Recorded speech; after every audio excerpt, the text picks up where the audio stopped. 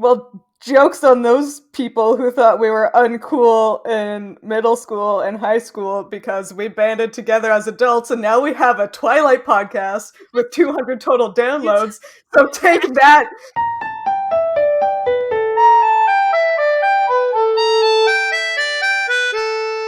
Welcome to another episode of Midlight Crisis, a real podcast hosted by three very cool grown adults revisiting books from our teens, and it's totally cool. It's been so long since we've recorded this podcast, and it's a whole new year. I mean, there's a civil war now, I think. Yeah, yesterday is the day that the U.S. had a civil war, and I can't even with that. So today's going to be chaotic. By the time this comes out, good luck. Who knows what will have happened? Yeah. I'm scared. We might actually have the Hunger Games. Yeah, I was thinking about that. Yeah. By the time this comes out, there will be one day until Joe Biden takes office. So good luck to all of you out there. Stay safe, stay hydrated, stay inside. Okay. Yeah. Love all of my American friends, but wow, it's exhausting being so close to you guys. Anyway, yeah, we should introduce ourselves now that we've talked a lot. I am Sophie, and as always, my randomly generated YA title of the day is The Spoonful of DJs and Yarn. Okay. It's from the second Mary Poppins movie. Yes, yeah. There we go. That's 100% one of those books that has like a lime green cover and the title is written in like loopy cursive. 100%. Honestly, yeah, this feels more like a 9 to 12 book, like one of those wacky ones. Yeah. I dig it. I dig it. I mean, if you want to DJ, you want to knit, you live your best life. Here for it. Yeah, you know what? Just a spoonful of it, though. A little bit. Just a spoonful. A smidgen. Just a smidgen.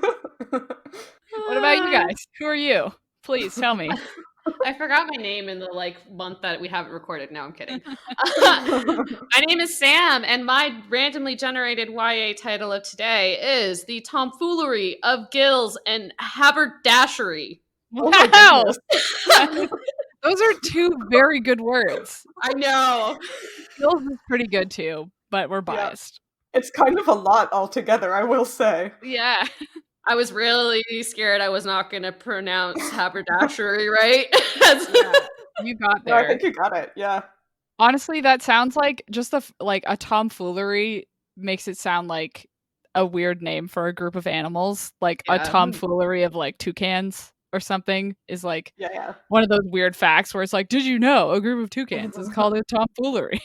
Oh my god, that'd be so good. A group of haberdasheries is called a tomfoolery. Wait, can we call a group of halibut a tomfoolery because they have gills? And they're foolish. They're foolish indeed. They're haberdashery-ish. Anyways. I'm into it. Yeah, I'm gonna submit this to a fact website. Anyway, my name is Hannah, and my randomly generated YA title for today is My Covenant of Blood, Oaths, and Politics. Holy shit. This is dark. It's a dark one. Definitely a vampire book, though, so that's fun. Yeah, I would witches. Oh, or witches. I would totally read that book. Yeah. I can imagine the cover. Me it too. Also doesn't have any images, it's just text, but it's like red and black and has like thorny bits, you know? 100%, yes. Very slashy writing. Exactly. Yeah. Beautiful. I'm into it. I probably wouldn't read that book, quite honestly. I would. I would wait for Sam to read it. Yeah. Oh, yeah. Sam can read it first and tell us if it's good. Exactly. I mean, that's what we always do, isn't it? Yeah. That's true. Sam, is this book good? Please tell me. And then you get one of two responses, like, no, it was awful, I couldn't stand it, or like, oh my god, you need to read this book, it was the best thing of my life! Yeah, exactly. It's fine. The only two sides of Sam. Yeah. Unfortunately, those aren't the books we're reading this week. The books we're reading this week is, once again, Twilight and Midnight Sun. So, do you guys have like a summary, perhaps, for us of those things that we did? I mean, unfortunately. Yay! All right, let's kick it off with some Twilight summary. Chapter 11? Mhm. Yes. It's called Yes. Complications. So it's not a super eventful chapter from Bella's perspective, but Edward and Bella become unhealthily obsessed with each other, striving to ask 20 questions to each other at any moment they can. There's some deep, deep sexual tension going on during those biology movies, which I just have to say, having 2 days of movies in class in high school, oh, that's wild. Wish I had that more Yeah. often. Yeah. Bonkers. And then last, turns out the complication is Jacob and his dad coming home with Charlie to ruin Edward and Bella's moment with Billy shooting daggers with his stare at Edward. Wow, just like we Yeah. predicted. Ah! What about Midnight Sun? So this week we had to read 2 chapters of Midnight Sun to keep up with Twilight, very creatively titled Complications and Another Complication. Yeah. I didn't even notice that. Yeah. Yeah, I laughed. I was like, wow. Oh my god, wild. Yeah, it's classic. But luckily this is because we actually get some extra content. It's not just rehashing the exact same scene over and over. So the first of these 2 chapters covers the time from the lunch of last chapter in the cafeteria to the end of that same day. And in addition to the same stuff we get in Twilight, so mostly the conversations, we get to see Edward and Emmett's attempt to get a date for Angela, and the confrontation when Edward gets home from school, which is mostly Rosalie screaming at him and Edward agreeing with her until she doesn't know what to do and leaves. The second chapter starts with Edward going into Bella's room without, quote, the usual guilt. So that's cool. Great. Love that. Yeah. It also covers Edward's interrogations of Bella's favorites, but we actually get new parts of the conversation, which is great. It's not just like the exact same dialogue as in the Twilight chapter, so love that. So like Edward, we learn a lot more about Bella that we didn't before. We also learn that Jasper and Rosalie have a bet on Edward killing Bella this weekend. Ew. And then Edward monitors the visits with the Blacks, then has a nice visit himself with Esme. And that's that. A lot went on in these chapters. Yeah, I actually think the end of the Midnight Sun second chapter probably covers part of the next Twilight chapter also. But I think so, yeah. we'll get to that when we get to that, I guess. I am just like so on board with this new energy for this chapter, and I hope onwards, where Stephanie Meyer was like, you know what? F- what I wrote in Twilight, I'm just gonna go off the rails and write new stuff. Yeah. Like this whole, the whole Midnight Sun chapters where there's like a specific part where she specifically changes what Bella says Yeah. in Twilight for what her response is in Midnight Sun, and then just like keeps going from there. There's like a moment that you can almost pinpoint where she was like, I hate what this conversation was before.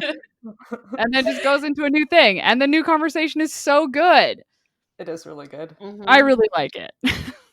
Yeah, I really like getting to see more of the things Bella likes. Some of the things that it's like, oh, these are Bella's favorites. It was like, yeah, of course, this is Bella's favorite. Like, Yeah. but some of them I was very entertained by. Yeah, and like, I don't know. I really struggled reading this Twilight chapter. I found the conversation awful. Yeah, so did I. So boring. I just hated their interactions, and weirdly, like it just stuck out like a sore thumb that in the Twilight chapter, Stephanie Meyer just like didn't refer to anything specifically. Like she kept talking about the CD in like nebulous terms, wouldn't say who the artist was, like wouldn't talk about any of the movies that Bella was listing or like any of her other favorite things. Yes. So it was just like a relief to get into Midnight Sun and be like, oh, good. She's actually listing some things. Yeah. Yes. Yeah, I was weirdly shocked that we got the name of the CD specifically for some reason. Yeah. Which was, in case anyone's wondering, Linkin Park's Hybrid Theory, which I never listened to. Yeah. But Sam, that seems like, yeah. Yeah. I only knew the one song in the end. I don't know. But- if I Even know that one. mattered. Oh, that's Linkin Park? Yeah. Huh. Yeah, I listened to the whole CD while I was reading the Midnight Sun chapters. Oh, smart. Just to like live my best life. I love Yeah. that. Definitely more of what I would have been into in 2005 during my, very dramatic, emotional teen years. Mhm. Not as much into it right now. I am. I believe that. I completely reverted back to my high school self through quarantine. That's totally I fair. mean, here we are doing a Twilight podcast, like Yeah. hard same. Exactly. A fun thing about the Linkin Park CD, though, Yeah. did you guys see that it also had a edition come out this year? Yeah. No. Because it showed up on my Spotify. Yeah, so like it came Yeah. out in 2000, and then in 2020, the 20th anniversary edition came out. So it's like, Yeah. I don't know if that was her being like, it's a fun thing where this, well, I guess she wouldn't have known. No. Yeah, presumably maybe she would not. have been writing this book for 15 years. Not even presumably, we know that. Yeah, because it would have been already at the editing and publishing stage. Anyway, that's just like a really fun coincidence then. Yeah. Yeah. Midnight Sun came out the same year that the thing she referenced did. Yeah, anyway. Huh. Can I tell you the only thing I know about Linkin Park Yeah. from my Yes. teenage days, which is I knew one song of theirs and was obsessed with it, and it was Numb, which I feel like Yeah. a lot of people know. Yeah. The reason Oh no. the reason I was obsessed with this song is because it was in a Teenage Mutant Ninja Turtles AMV that I really liked. I love about, that. about Leonardo fighting the Shredder. So And I was like, good. this is the best video I've ever seen. This is like my new favorite song. Like, I'm so into it.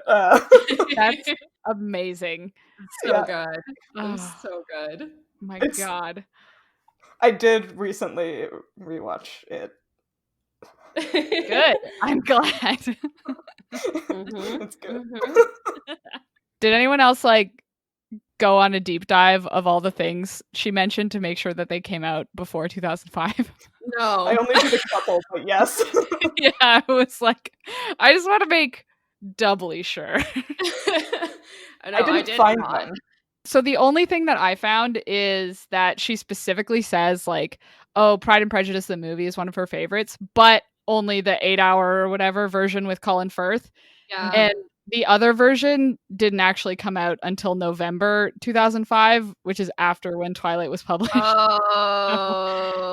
So technically it was released in September at TIFF, but would Bella have known that?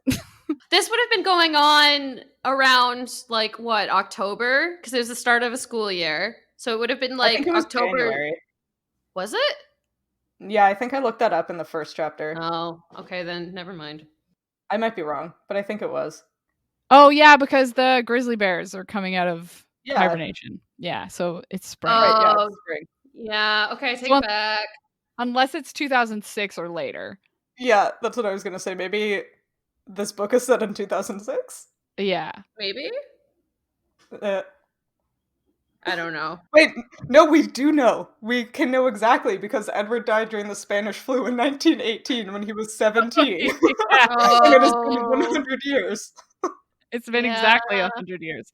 Didn't the flu last like over a year? Wait, is Yeah, that- it lasted like 2 years. Yeah, so it could have been whenever. Yeah, so we could have died at like 19. Do we know his birthday though? We could Uh, math this out. I bet we do. I bet it's on a Yeah. wiki somewhere. Edward Edward Cullen Cullen. Day. So he was okay. No, that doesn't really narrow it down though. He was born in 1901. And he died at Wait, 17. does that mean Twilight was set in 2018? Wait, that doesn't make any sense. Oh no, 2000 and yeah. Eight. What? Yeah, let's math. Okay, wait. Okay, he would have died. 1901. 1901 plus No, 117. No. He was born in 1901, which means that he died in 1918 because he died Yeah. when he was 17. So 1918 is when he got turned, and then 100 years later. Yeah, so it's So it should be- 2018. It should be Okay. 2018. Whoa, wait, Wait hold a second. on, wait. Wait, hold on. Did we just uncover a huge flaw? I can't. No, there's no way. It's dying! Oh my god, hold on. Didn't the first movie only come out in 2008? I'm crying. Oh my god. Yeah, me too! It says, as stated in the first and second novels, he was born on June 20th, 1901 in Chicago, Illinois, and frozen in his 17-year-old body while dying of Spanish influenza. Okay, wait. 10 years after... Excuse me, what the fuck? Okay, wait. Man. This Okay, here. What? Is he like 100 cumulative years old, maybe? Not... Wait, is that it? He's 100. Oh, it's 100-year-old. Cumulative. He's 104 years old together. Oh, Okay.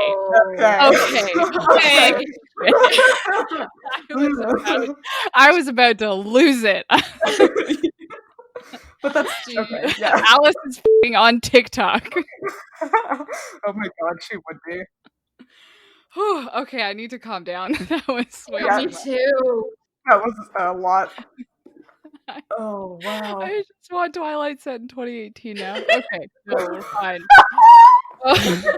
So guys, I have the Twilight fandom wiki open, and in 2003, the Olympic Coven returns to Forks. In 2004, the presence of the Cullens causes Sam Yulee to become the first shape-shifting werewolf. In 2005, and January 18th, Bella Swan and Edward Cullen first meet at Forks High School. Wow, beautiful. Okay. Wow. Yeah. Okay, but to be fair, Yeah. like what I'm reading is that people are doing all this math based on the fact that the book came out in 2005. Like, there's nothing to say that it's actually happening in 2005. Well, I could be wrong, but you know, We can choose to believe that it's set in 2018. okay, but I mean, this wiki has like a timeline from before 2500 BC all the way to, well, 2007. But apparently in 1844, Jasper Hale is born in Houston, Texas. In 1663, Carlisle is turned into a vampire. In 1400 to 1410, the Quileute werewolves kill their first vampire. And around 1000 AD, Kate, Tanya, and Irina are turned into vampires by Sasha in Slovakia. That is a Van Helsing reference, 100%. Anyways. Oh yeah? probably. Yeah, based off... At that point, you probably wouldn't be able to resist, right? Like, I I'm mean, just gonna you put have some to. other vampire stuff in there. Oh, guys! In 600 AD, the Egyptian Coven and the Volturi go to war. Wow. Oh, I want to read that book. Me too! She's like apparently writing a Jacob and Renesmee book, which nobody wants. No. Nobody wants I it. want this 600 AD prequel. Yeah. Me too. Dang, that's the one I want. Dang. Mhm. Okay, I'll write that fanfic. Okay. Whew. Okay. Okay, sorry, yeah. That Wow. took a turn I Okay. was not expecting. What were we talking about? Yeah, let's get back on track here. Anyway, the other Pride and Prejudice movie would not have been out. Oh yes. Oh my god. Wow. Whew. Okay. I'm fine. The only other thing I wanted to state, there was a blatant lie in this book. And it was that the Princess Bride book was way better than the movie. Yes. The book is good, but only because it is word for word the movie. like I've never read a book after seeing a movie and was like, they 100% stuck to it. And I mean, read the book, it's exactly the movie. It's a good movie and it's a good book. I don't know, they're exactly the same. It's the only time that's ever happened in my experience. Never read the book. It's pretty good. I like it, but I also really like the movie. So anyway. Okay, so we know this already, but Bella goes into more detail about her favorite books, and they're all like very popular classics. Mm-hmm. Like she's into like Austen, and she's into Bronte, and she's into like Narnia, and like all of those ones that are older and well known, which is fine. Like I know there are people who like those books, but it does kind of fit a specific, I don't know, tropey image. Yeah. When we rewrite Twilight in our fanfiction version. Mhm. I want Bella to be a girl who is like obsessed with like 9 to 12 fantasy about like prophecies and cats and dragons. Like, can her favorite book be like the Warrior series or something? Like, Yeah. Oh my god. Isn't that kind of what because she mentions the Anne McCaffrey's dragon. That's Dragonlance, right? yeah. Aren't those Yeah. pretty like prophecy dragonsy? I haven't read those. I've been meaning to, but aren't they also like older classical kind of? Yeah. They fit into that genre of Yes. old. I've only ever looked at the covers and they look like they're from the 90s Yeah. or the 80s I don't know. sometime. Yeah. And they specifically mention this book. Well, Edward pulls it out because it's the one book that she's read that he hasn't, called Tooth and Claw by Joe Walton. So I just Googled that real quick to see what it was about. And the summary is similar to that of a Victorian romance, with the obvious difference that the protagonists are not human beings but dragons. Oh man, I want to read this book now. It I know. immediately went on my list. Yeah. It's just like I looked it up on Goodreads and was like, and yes, I need this book very badly. Yeah. Like, this is going straight into my to read list. Yeah. Yeah. So to list the books, right? Like she says all the classics, Narnia, Gone with the Wind, Douglas Adams, David Eddings, Orson Scott Card. Like that was kind of out of left field. Yeah. And Orson then Scott Card in particular is like, what? well, Douglas Adams, like Hitchhiker's Guide to the Galaxy is like such a nonsensical series. It's one of my favorites, but I'm like, I would not necessarily think someone who loves all of Jane Austen and Chronicles of Narnia to be like, and Douglas Adams. Yeah. Yeah. But, I could be wrong. Do you think that she left off Harry Potter as like a direct snipe because like it was always Harry Potter versus Twilight for a while? Oh, really? I always thought they were different, like, target Demographic. audiences. Yeah. They were, but I don't know, at least from what I remember, because I was like deep in both fandoms at the time. It was like always like, I don't know, Twilight was always compared against Harry Potter and that like it would never be Harry Potter kind of thing. Mm. So I was just like, I don't know, because she mentioned Narnia specifically. And I know Yeah, the first Harry Potter book came out in 1997, right? Yeah. So Bella would have read it. You would think if you've read Narnia, like Harry Potter. Well, and she would have been exactly in the target demographic. Oh yeah, for sure. So yeah, I don't know. I was like, just in my head, I was like, is this a silent snipe? Which like fair given J.K. Rowling. You think by the time this book was coming out, there would have been a question about like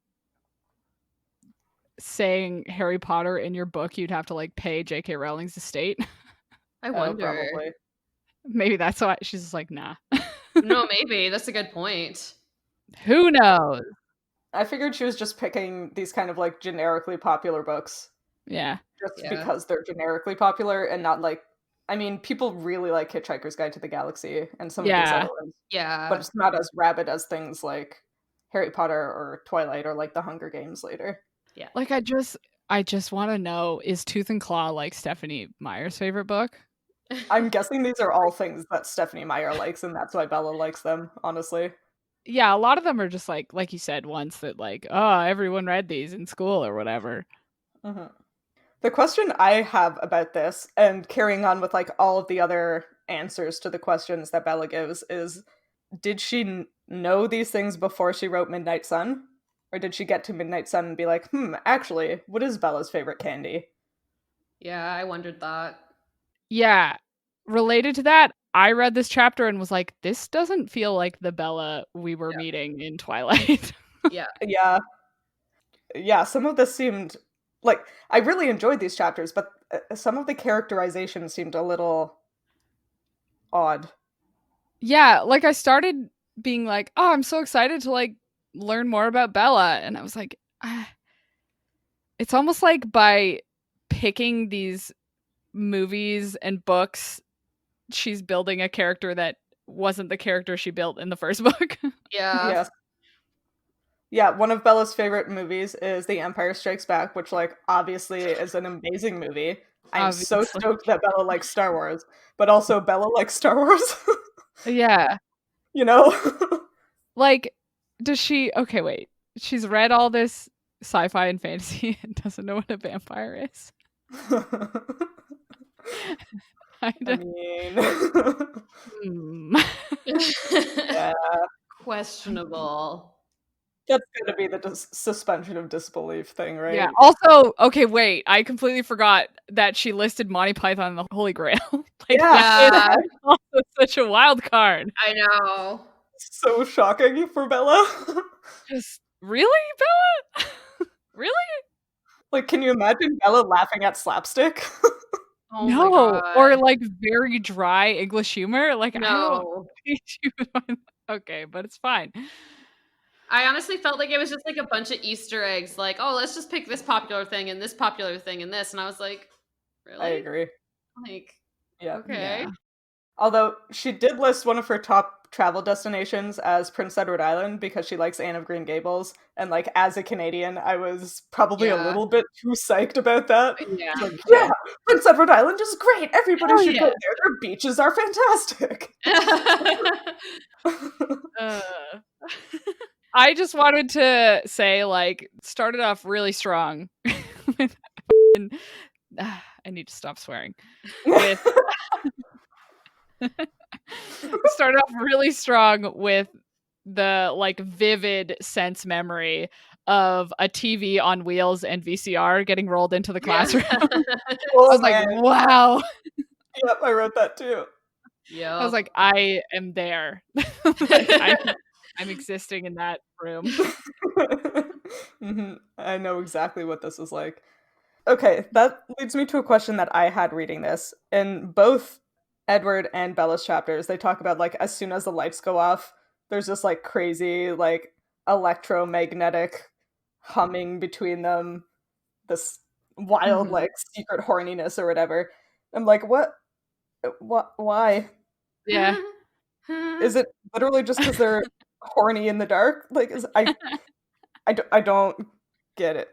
Yeah, I didn't really get it either. Like, for me, I was like, I do remember some of a feeling of, like, you're so nervous when someone is, like, sitting next to you. I was like, yeah, I would kind of attribute a feeling like that as a teen. Like, I don't know, your crush is sitting near you and you're like, okay. But, like, I don't know, was it supposed to be like a vampire thing? Yeah, that's what I was wondering.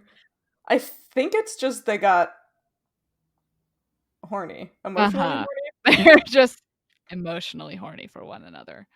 They just want to hold each other's hands so badly. So bad, you guys. Yeah, I think it was honestly just like that they just really wanted to hold hands. It's like that whole you go to the movies the first time with your crush and it's like, oh, how do I, like, put my arm around her stealthily? Or, like, how do I do this? And let's, like, do I hold her hand? Do I hold my hand out on the chair to make it obvious that I want to hold my hand? Like, Exactly. I say all this like I've done any of this. I haven't. I've done none of this, but I've consumed a lot of media, so that's why. I've gone on movie dates where I could see that the guy was, like, holding his hand out. And I wasn't into it, so I was just, like, leaning away and feeling super awkward for 2 hours. Yeah. So maybe it's just the opposite of that. Yeah. So imagine the opposite of that feeling. Gotcha. Yeah. Okay.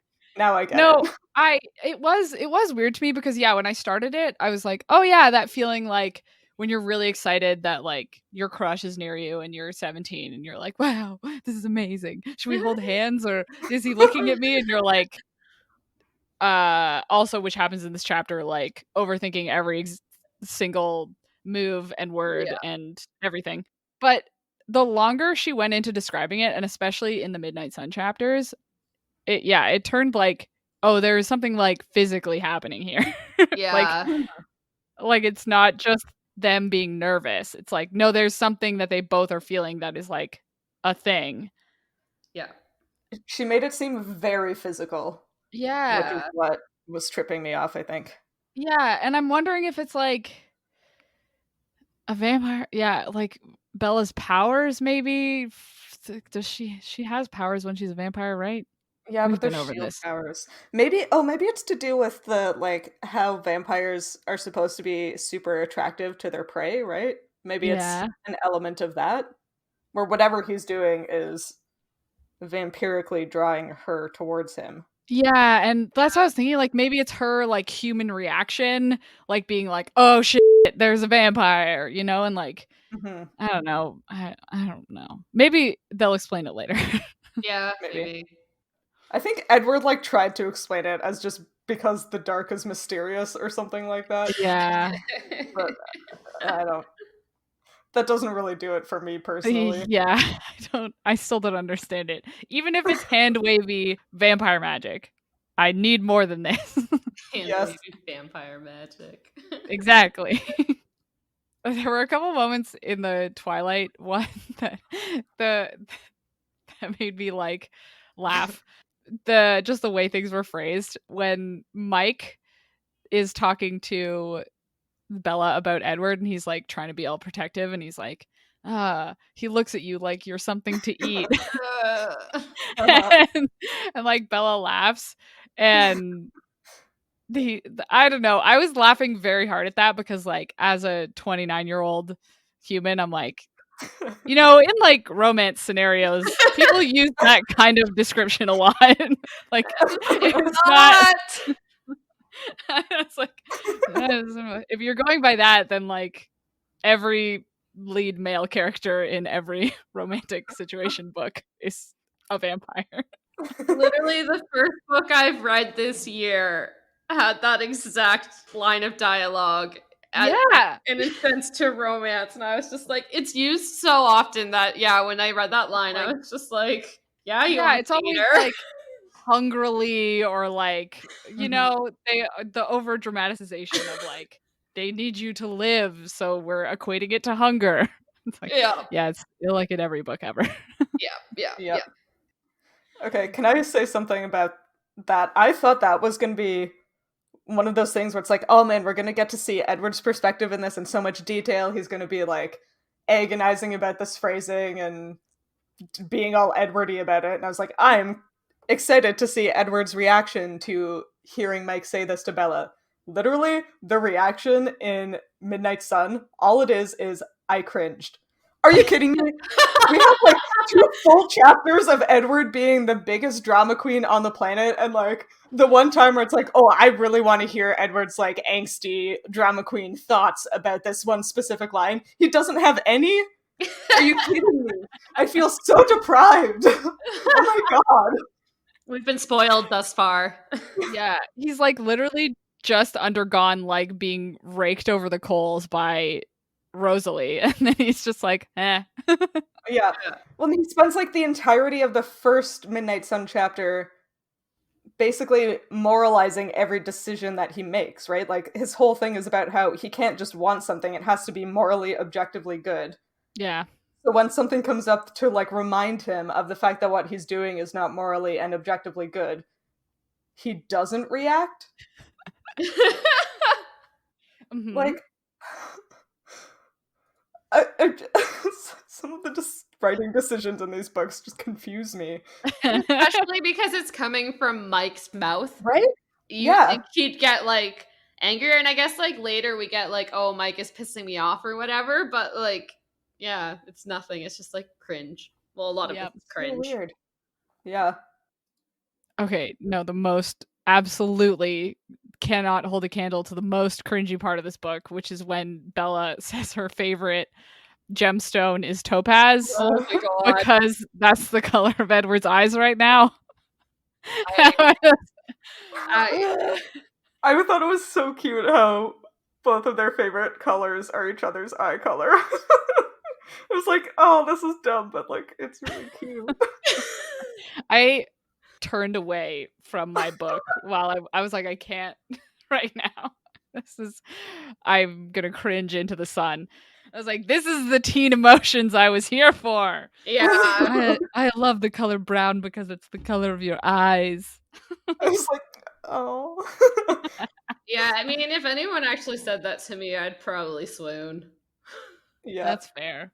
Also, like, objectively, the only wholesome thing Edward has thought about Bella, probably. Yeah. Yeah. Yeah. Yeah. Yeah. Yeah. Yeah. I think I probably just reacted like that because I think like dark brown eyes are like the most beautiful thing in the world, and seeing that acknowledged in a book, I was like, oh, yeah, Sam, you have gorgeous eyes. Oh, thank you. Just saying. Just saying. I think my eyes are ugly, Sam. so thank you. People always say that. They're like, oh, like dark brown eyes are so boring. And I'm like, excuse me? Like, Yeah. are you kidding me? They're so gorgeous. Anyway. Yeah. The other extremely relatable part that Bella talked about is when she said, and the inescapable jeans. I was like, yeah, I feel that. I've worn only sweatpants since March of 2020. Yeah, I don't know that I wore non-leggings even before that. Since 2019, maybe. I'm in a full sweatsuit right now. Yeah, it's great. Same. Matching gray sweater and gray sweatpants, which I have been wearing since Saturday. That's a quarantine vibe, though.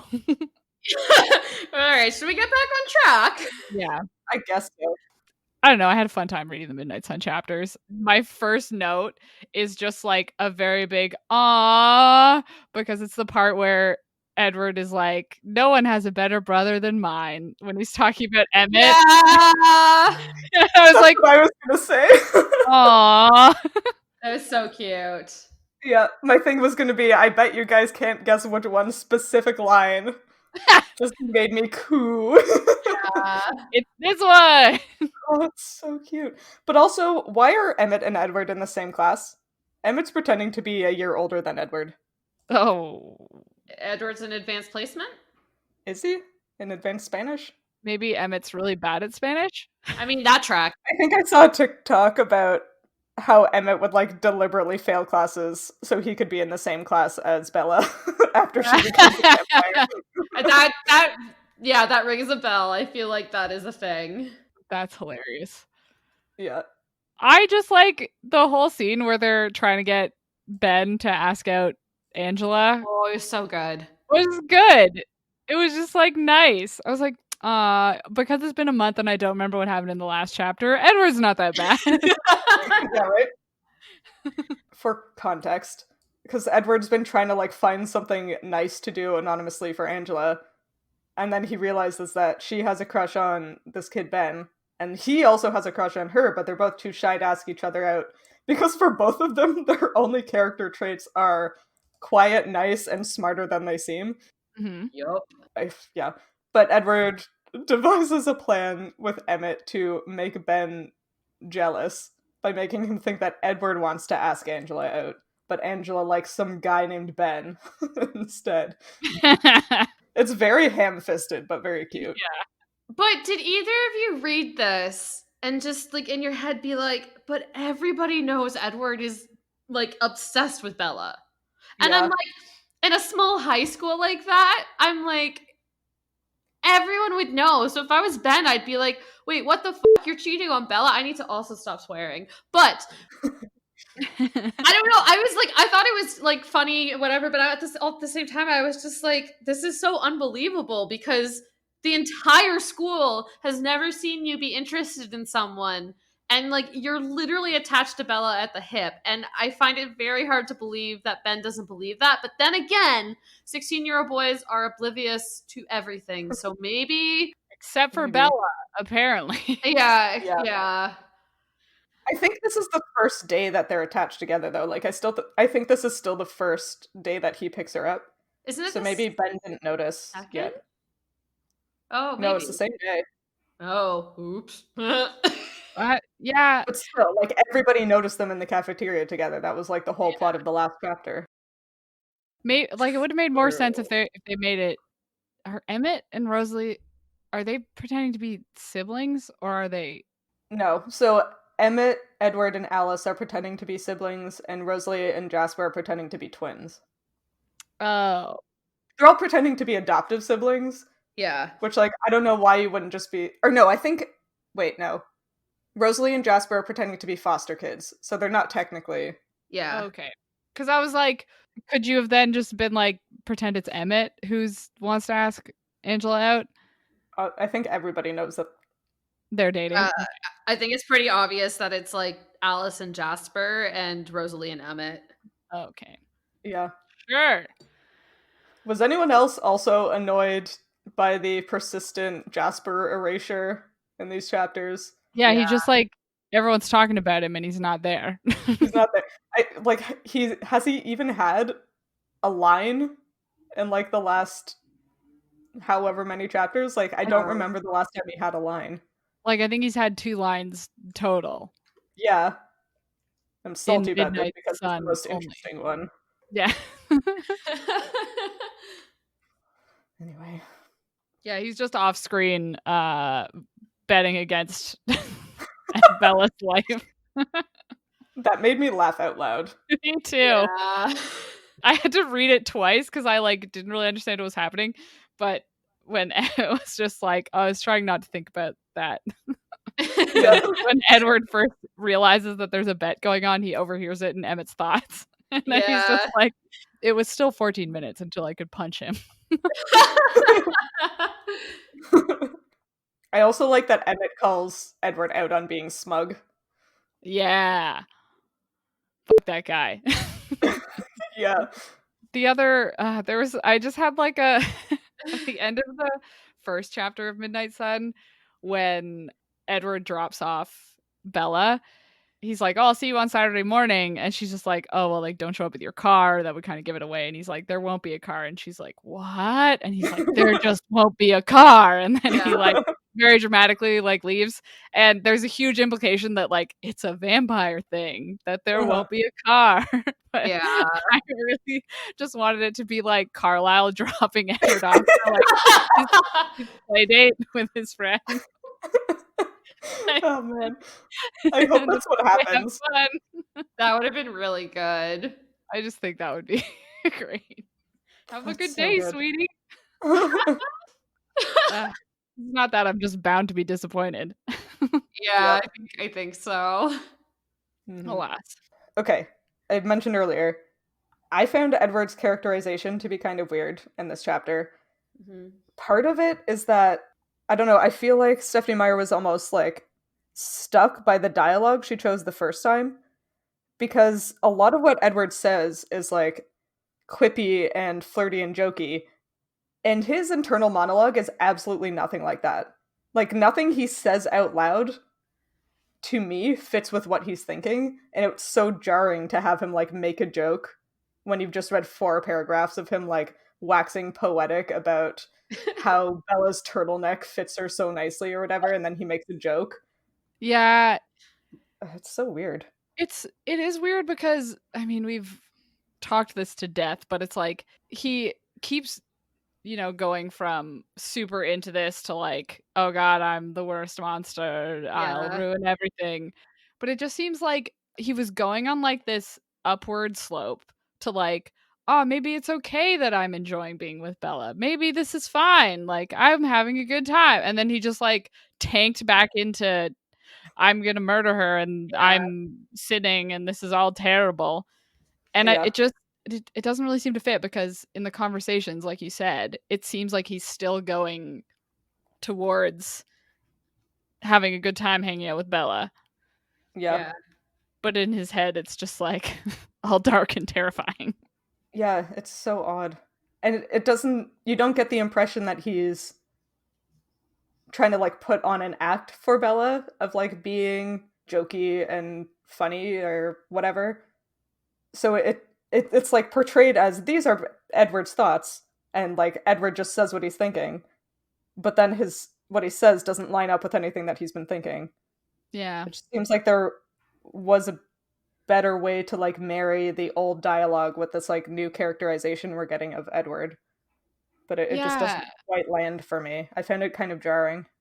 Because, correct me if I'm wrong, but like, obviously later, especially for New Moon, Edward like realizes or decides that he's like, oh, it's bad for Bella for me to be here, so we gotta go.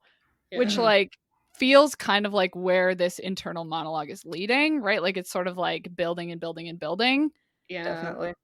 But it almost seems like from like the dialogue she wrote, it would have made more sense to like give him that like, oh, things are getting better, and then like crush all his dreams right at the end to make that go down.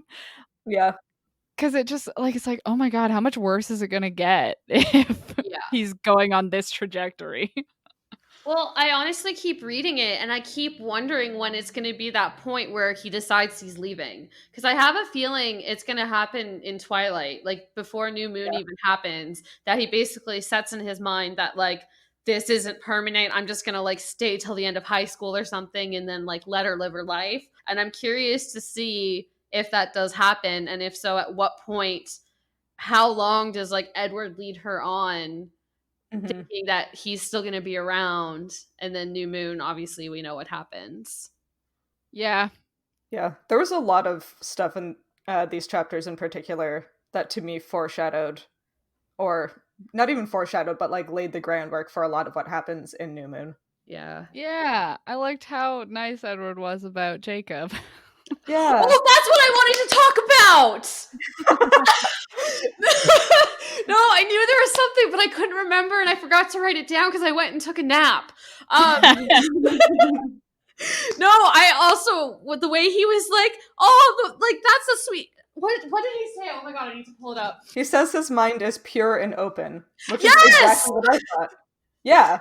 And I just lulled. Like, I laughed so hard because I was just like, you know, these two hate each other and like hate the ground that the other walks on in later books. And so I laughed really hard at that. Yeah. It kind of bummed me out because Jacob turns into such a shithead later, and he's such a sweetheart in Twilight. I know. Yeah. I didn't think of that. I won't lie. But as a number one Jacob fan. Yeah, I agree with that sentiment, though. That's a valid point. Yeah, like they roll up and Jacob is just like so excited to see Edward's car and like so excited to be seeing Bella, and he's just like happy to be alive. And then he's going to turn into the Jacob we all know and love later. Yeah. Angst 202. Yeah. Oh, God. Just two angsty boys. Two angsty boys. Too much angst for one YA book. I didn't know that was possible, but it is. It's way too much. Well, that's why she spread it out over 4. Yeah, exactly.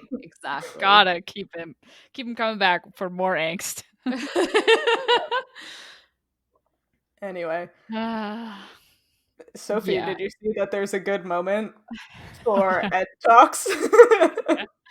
Yeah, like, okay, so right at the end, Edward has like a really nice scene with Esme.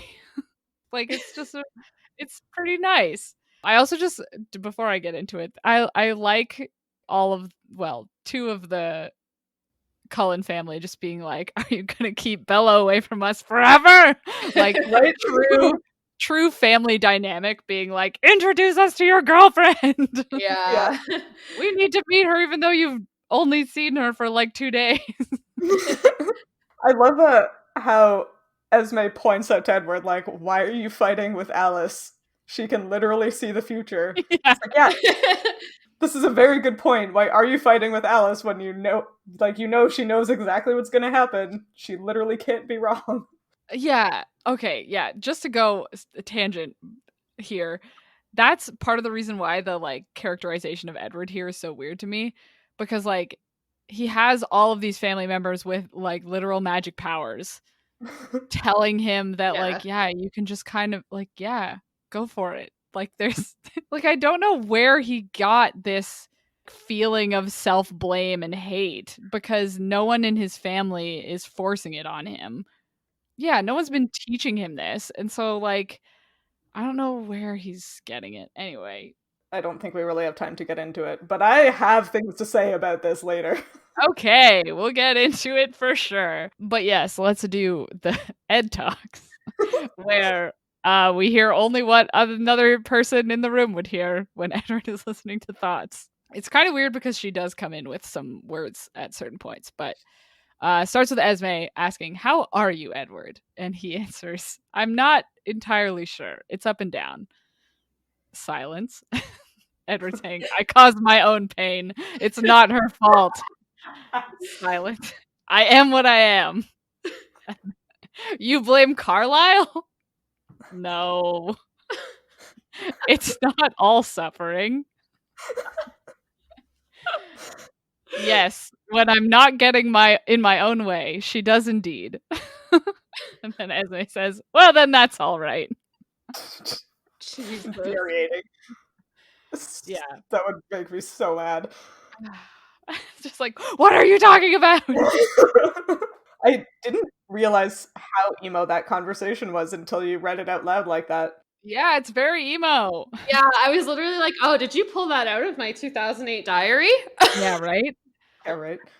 Just like the part where Esme thinks, this girl, she makes you happy? And then Edward answers with, yes, when I'm not getting in my own way. I'm like, yeah, that's relatable. a vibe. Yep, that is the whole vibe.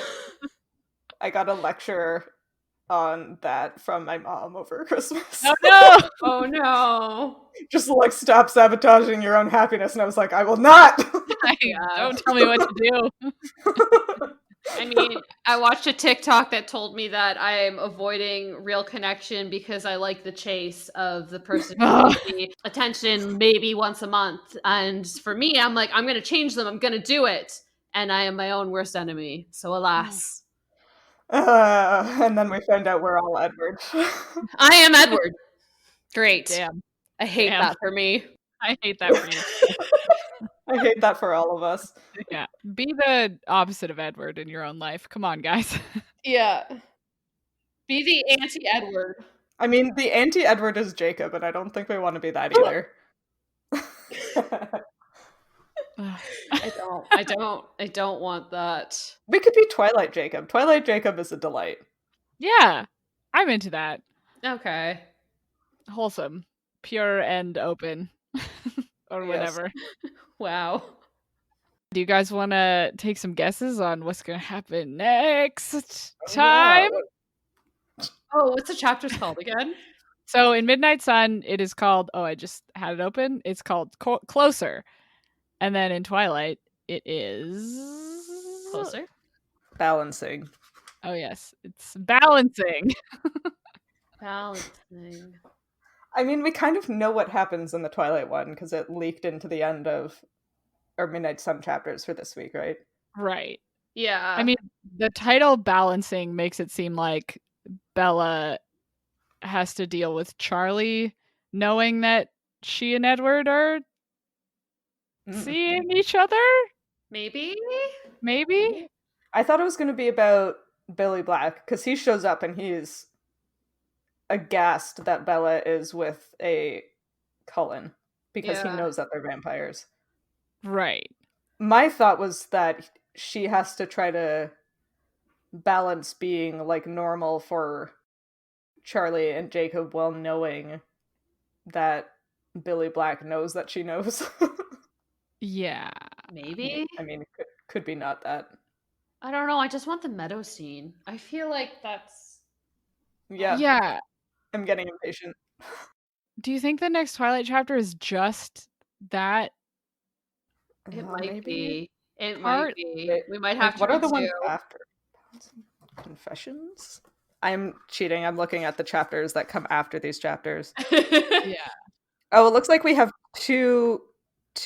we have 3 Midnight Sun chapters in the period of this one Twilight chapter. Oh God. Oh no. That's so much. We have to read many. next week. They're called Closer, Probability, and The Knot. Until the chapters have the same title again? Yeah. And then after that, they're confessions. Maybe this means because like these 2 chapters in Midnight Sun, we got a lot of new stuff. Yeah. Which was great. Into that. Loved it. Yeah. Loved that so much. So maybe that means there'll be a bunch of new stuff now. Although I don't know how we're going to talk about it in only an hour. Yeah, we might have to maybe we'll have to split it up into one chapter just on Midnight Sun, but we'll find out next week, I guess. We'll find out. Okay, wait. So the other one was, what was the other one? I forgot already. Closer. Closer. What do we think Closer in Midnight Sun means? Just closer. Just closer. I feel like they get closer to each other. Like he finally holds her hand. Or like they do kiss in this. I just don't remember when. I don't think It's he's got to hot. be in the meadow. Probably during confessions they kiss, right? Yeah. maybe. I know in the movie it takes place in her bedroom. Whoa. Yeah, don't you? There's like the scene. I think they like get back from the meadow, and then they go to her room because he can like sneak in through the window, and then like he crawls onto the bed, they kiss, and then he like flies against the closet because he's like, "No, I'm gonna kill you!" Oh my god. I can absolutely wait to watch this movie. I never want to watch it. What happens in Closer? Maybe it's like, oh, maybe it has to do with a vision from Alice, and it's like, oh, it's closer to us meeting her, or it's closer to her becoming a vampire. Maybe like that's when because we know, I mean, I remember at least that there's like those other vampires that come to town and try to eat Bella. Maybe Alice like sees them deciding to come to Forks, and is like, oh, suddenly Bella is going to become a vampire sooner. Oh, maybe. Maybe. Maybe. That's what's going to happen in my fanfiction rewrite. Okay. I mean, that's all that really matters. Or do they like confess that they love each other at this point already? And that's like the closer. They're like, I love you. Maybe. I love you too. That's probably in the confessions chapter. Yeah, that actually, yeah, that makes more sense. Well, I guess we all have no idea, so we'll find out next time. Zero. Oh man, now I'm curious. Well, you have to wait 2 weeks, Hannah. Oh no. Well, in the meantime, if you liked this chapter of Midlight Crisis, consider rating and reviewing us on iTunes or your podcatcher of choice. You can talk to us and find fun-related content or speculate on what closer means on social media. We are at Midlight Pod on Facebook, Instagram, Twitter, and TikTok, and all chapters of the show thus far are available on our website, midlightpod.podbean.com, and also on YouTube. So Edward had some choice thoughts about Mike this chapter in the sense that he said, and I quote, I didn't like his perspective, just like we don't like yours, Edward. Okay, guys, I want to play a game. Oh no. Oh no. So, Oh, no. as Edward just spends 2 chapters like rapid fire interrogating Bella, and I want to know some of your answers to these questions. Oh god. Oh god. Yeah. What's your favorite color? Blue. Blue. Also blue. Movie. Oh, King Arthur, but the one with Clive Owen. Ooh. Howl's Moving Castle. Pacific Rim. Scent. Yeah. Wait, what? Vanilla. Scent. Wait, no. Scent. Like those wood fire candles. Pine Yeah. trees. Ooh, yeah, the snowy pine and balsam fir candle from chapters. Yes! Hell yeah. Yes! We're all very Canadian. Okay. Sports team. Pass? Oh, wait, can I pick an individual? Sure. Oh wait, I just forgot every tennis player I follow. If it's an individual, I pick Megan Rapinoe. What sport is she? Is she hockey? Soccer. She's Soccer? the soccer lady. Okay. I pick what's his name? Vasek Pospisil. That's who I pick. He's a tennis player from Canada. Oh. I'm gonna pick the McLaren Mercedes Formula One racing team. Don't tell me that it's not a sport. I don't care. Favorite pizza toppings. Ooh. Oh, green olives. Ooh. Whoa. Spicy take. Hear me out. Just put honey on your pizza and it's infinitely better. What? Oh, Yeah. Interesting. interesting. Okay. Well, mine's mushrooms.